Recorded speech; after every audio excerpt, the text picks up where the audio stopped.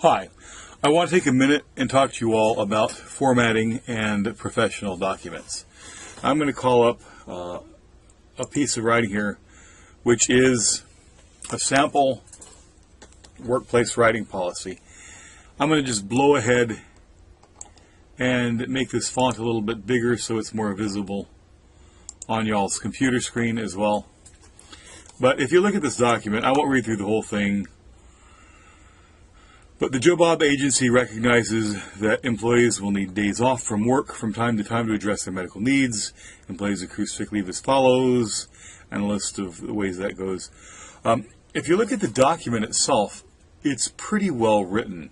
It lets you know what it is, it lets you know what the purpose is, and the content is fine. But the modern reader, at least in workplace writing, is put off by big chunks of text.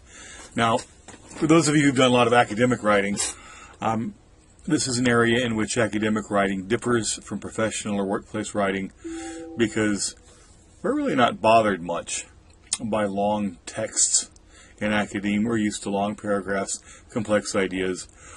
But in workplace writing, in the nonprofit world and other workplaces, the emphasis is on clarity and ease of understanding. And quite frankly, if you have something like this, people aren't going to look at it.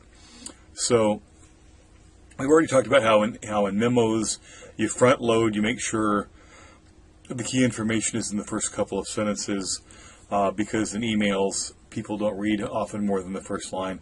But sometimes you can't do that. So let's just talk about some ways in which formatting can make communication more clear. First thing would be a title. So this is a sick leave policy. So let's call it a sick leave policy. So the Joe Bob Agency recognizes that employees will need days off from work from time to time to address their medical needs. Okay, and then the next several sentences are about how sick leave is accrued or how it is earned. So you could call this accrual, or if you wanted to be a little bit more personal or a little bit less big wordy, you could say how sick leave is earned. I'll leave it as accrual for time. So employees accrue sick leave as follows.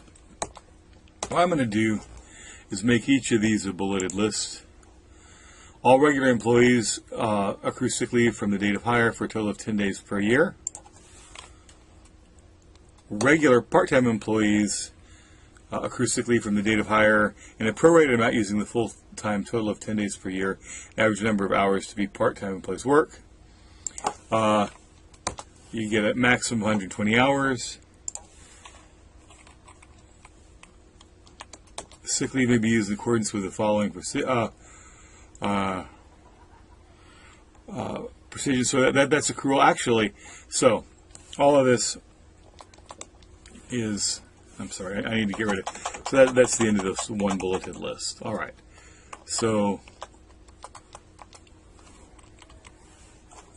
then the next section would be using sick leave. So, sick leave may be used in accordance with the following provisions.